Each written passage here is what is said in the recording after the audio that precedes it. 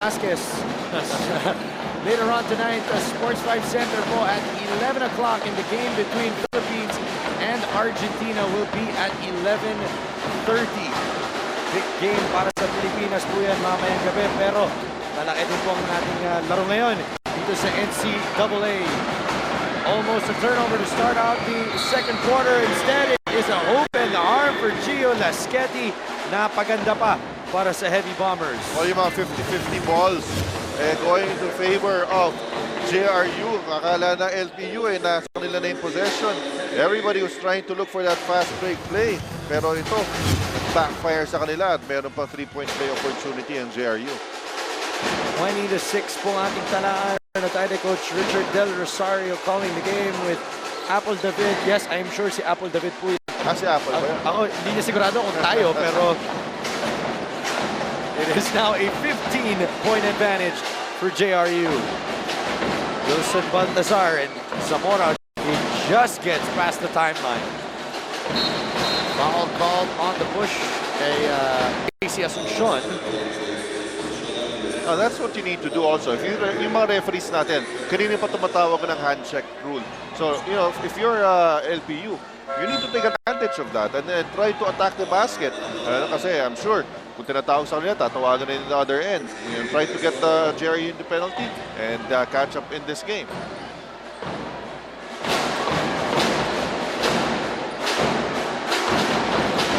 Baltazar 3. No, and he continues to struggle. 6 of 16 in the last game. Not doing so well again today.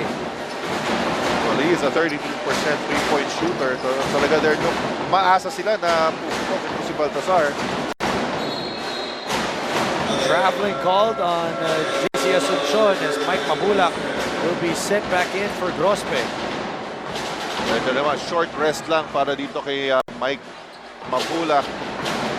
More pressure coming from JRU sa backcourt, giving problem dito sa mga guard tsaka ng Lyceum. Sanchez able to trip Zamora, no foul called. Here comes Maconocido. Mako, galing kay Bulawan. Kickball though. So balik na naman sa 14 ang ating shot clock. And it will remain with LPU. Down by 15. LPU has been known for a team that will make big runs, Coach. Parang iniisip lang ni Coach Pointed, ganun ba yan? Hindi, papasok din yan, guys. Ganun ba yan, Coach? Well, dapat lang. Ituloy lang nila yung tira. As long as it's within the flow of their offense. No, kailangan lang nila just keep on shooting the basketball. Ito namang, wait. So ito, sinabi mo nga no? Itong JRU keeping the window open para sa Lyceum because of their turnovers. Yan naman, puntaan natin si Miss Apple David. Apple. Kung mapapansin nyo, kahit anong bilis at likod sa game ng mga Heavy Bombers, tila hindi nagugulo yung kanilang mga buhok. Ang sabi kasi nila, importante na pagdating sa court, hindi lang sila game ready, kung hindi selfie ready din, tulad nyo, Papa Aaron and Coach Richard. Yun! Bumawi. Yan. Papa ka na ngayon. Yan. Papalibre yan.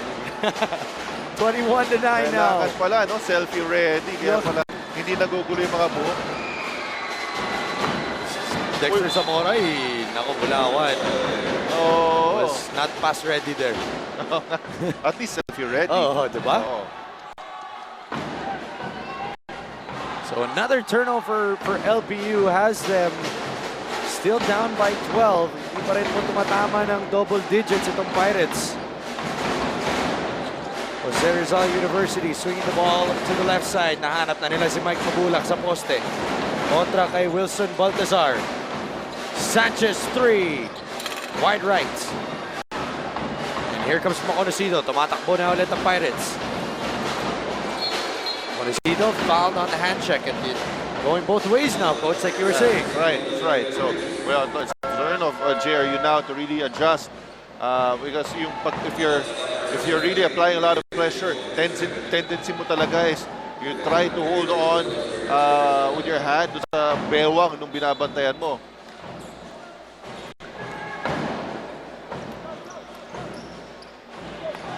Philip Panyamogan getting ready to check in, and he will replace JC Asuncion. 21-9. LPU going with a pretty fast lineup right now. Conocido and Tirso Les Moras both into the game. Malabanan, pick galing kay Bulawan. Baltasar. Taken away, and here comes Sanchez. All the way, misses though. Mabulak sticking with it, but stripped down.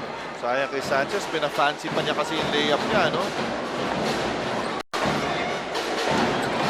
Baltasar swings it. Maconocido, can he finally get going? And he does. Nasabi ko ba sa yung player ko to dati si Maconocido? Parang nasabi mo yan. Nasabi ko, okay.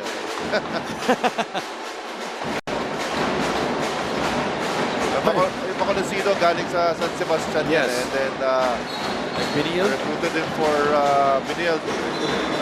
And then later on, transferred here sa Lyceum. After serving his residency, yan, nakakalaro na to si Mako. As Baltasar finding the open man. After 2 or 3 tries, Conocido finally draining from beyond the arc. They are now down by only 9 and they have the ball. Kay Beda kontra kay Mike Mabulak. Conocido again. Crossing over. Sabi niya gusto ko ng isolation. Nandito si Coach Richard. Papakita ko siya.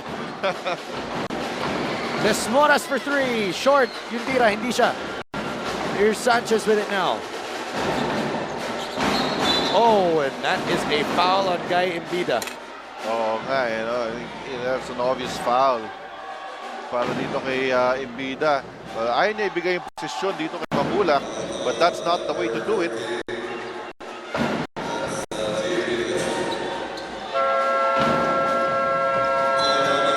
Timeout now on the floor, called by Coach Bonitan. His team is down by 9 at the 6-minute mark. We will be back.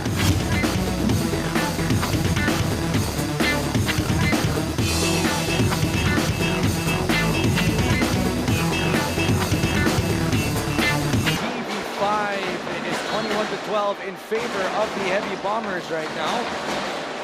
Biggest lead of the game was 12. It is now down to 9 at bola pa rin ng LPU as they try to chip down at this lead. Mark Malabanan. Conocido. Pick from Bulawan. Wala mapuntahan. Binalik kay Conocido. 7 on the 24. Over on the left side, missed on the 3 is LPU, and here comes JRU once again. Well, LPU parang almost every time down the floor looking exclusively for a 3-point shot. Ito namang JRU looking inside. They want to establish Mabulak. And also take advantage na habang wala pa si Joseph Gabayni, Yes. Teodoro loses it there. Tagal nang pinagpahinga nitong si Joseph Gabayni ni Coach Bonitan because he is straddled with 2 fouls.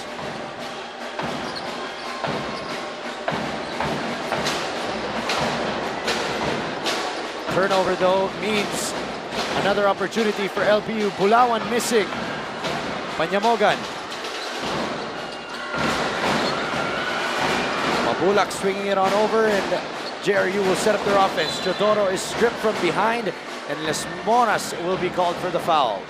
Itong nararamdaman na ngayon ng Lyceum pagkawala nga ni Gabayni, kasi walang maka-finish from their bigs inside. It's usually Gabayni's role. It makes it easier for their guards. Not having Joseph Gabayni and Shaneco on the floor, saan ba? As well as Dexter Zamora. Saan ba manggagaling ang opensa ng LPU as Teodoro for 3. Dalawang kaliwete yun, nagtulungan doon for JRU. Good play coming from Teodoro at saka Sanchez. Back up to 12 is the lead. Malabanan. Bulawan against Abdul Wahab. Guy Beda. Kailangan bumida dito sa opensa ng LPU. Conocido 3, short. Sanchez ang kukuha ng rebound. Panyamogan all the way. Goodbye. No. Missed on the follow-up as well as Abdul Wahab. Les Moras all the way. Kita mo yung lakasan loob nitong si Les Moras kahit si Mabulak yun nandun. Last line of defense ng JRU went all the way strong to the basket.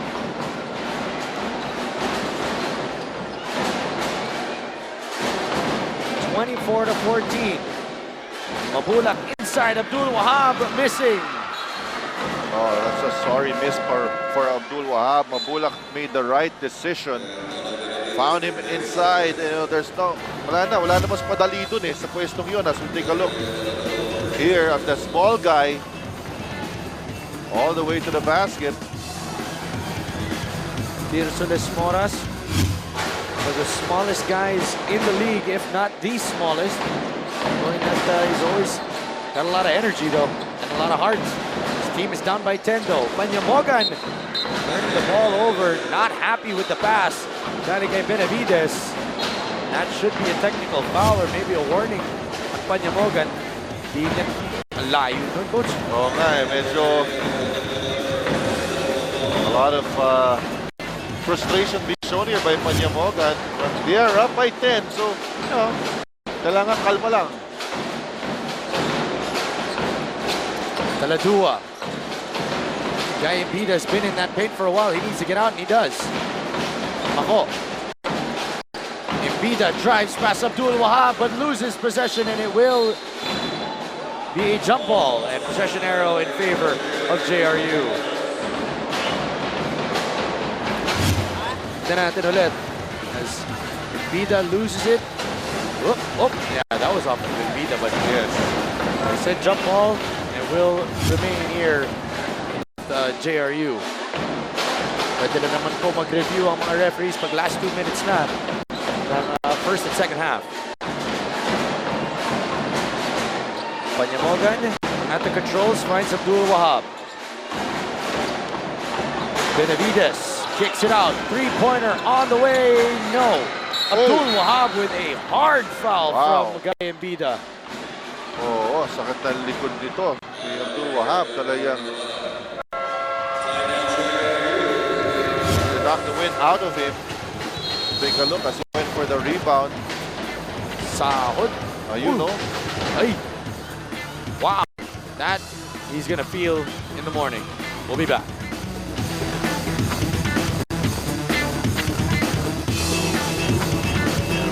For 66 loss to Benilde. And right now they're down by 10. It's just not going to get easier as the games come along, coach. But they have to look. They've lost two teams at the upper half of the standings. Good. And it's a tough schedule for Lyceum sa ating second round. But you know, these are the teams na yun nga in contention for the Final Four. Yun ang hinahabol nila. And this is a crucial game para sa Lyceum. Baltazar is fouled and he will head to the free throw line for 2. And if you want to make it into the Final Four, coach, sinasabi nila you have to beat the teams that are in the Final Four. That's right. And it would take a lot of effort right now para guys like Baltazar na talagang medyo maalat ang opensa nitong si Baltazar so far in this game. Kanina pa siya tumitira from the outside, di pumapasok. Even layups being missed. Baka sakali ngayon, he settles down with his free throws at makuha na rin niya ang kanyang rhythm. Wilson Baltazar is really one of the better scorers para sa LPU. Does average around 11 points a game. Well, people looking at him, nakikita nila Mark Porporan yung haba niya, no, coach? 24-16 as foul will be called on Baltazar as Mike Mabulak just ran him over. Sinusubukan niya niyang ikatawan tong si Mabulak pero I mean, you can't, if the guy's cutting there in the basket, you can't just bump him.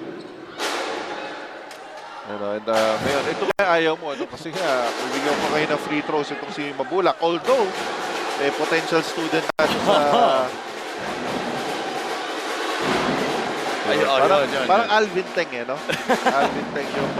tira. May grade, pati yung itsura Ito si Mabulak Ay, build niya.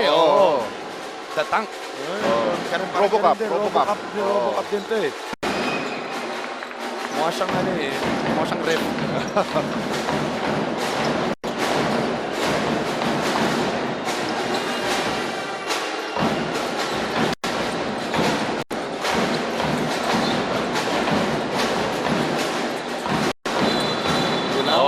That is an offensive foul called on Jeremiah Taladua. That's a tough screen. Wala kasing space na binigay for the defender to adjust, you know. And if there's a screen, you have to give the defender at least a step to be able to adjust and try to avoid that screen. So good call. That was a good call. 10-point lead. Teodoro. Benavides for three. Short. Mabulak offensive rebound. And they reset the shot clock. Okay, tama ba sa ring? Siguro sa ilalim. From our vantage point, parang hindi. Teodoro. Pick galing kay Grospe. Benavides. Ganap na kaibigan. Teodoro 3. Benavides offensive rebound. Put back is good. Maganda rito sa JRU, no? Every time they penetrate at nasaraduan ng pinto, they always give extra passes, and that's why they get open looks.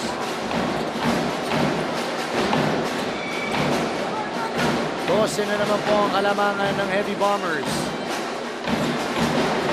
Kay Beda. Wala pa rin. Only 8 points in the first quarter para sa LPU. Only 8 again here in the second. Teodoro.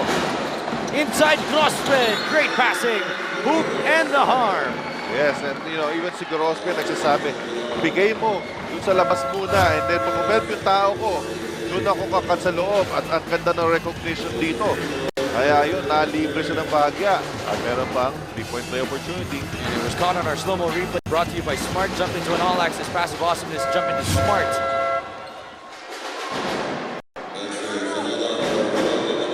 John Grospe trying to make this a huge 15-point lead. Test din yung free throw ni John Grospe, so babalik na naman sa LPU. Si Grospe, isa rin yan sa mga gel boys, eh, no? Parang alphabetic arrange rin ng buhok.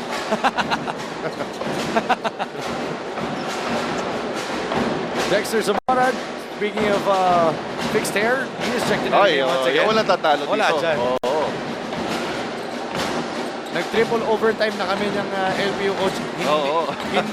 Hindi mo magagalaw yung buhok niyan. Baltazar to Zamora. Inside. Blocked by Mabulak was Baltazar. Benavides.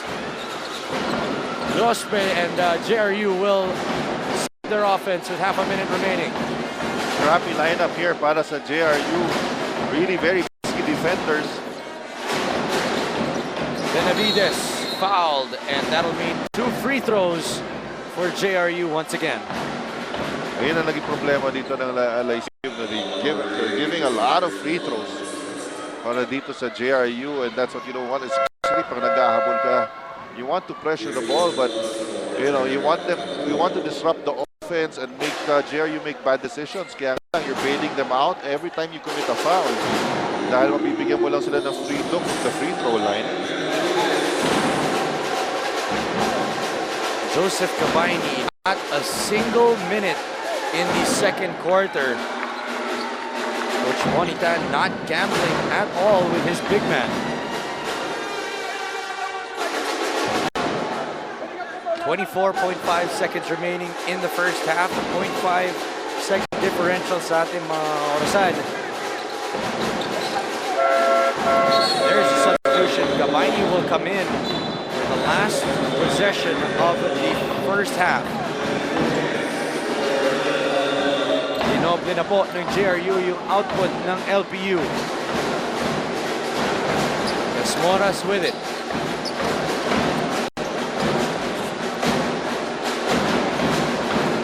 Casmoras will call out the play. Double high for Tirso.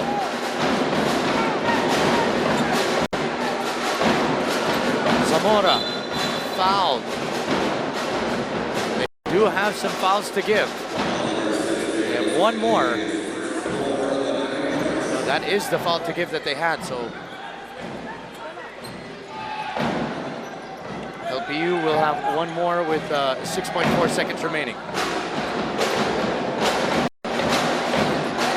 Moras fighting through screens. They find Wilson Baltazar.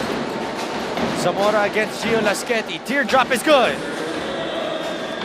Something positive to take back to the dugout for Lyceum, but tremendous defensive effort dito para GRU limiting to Lyceum, only 18 points at the half.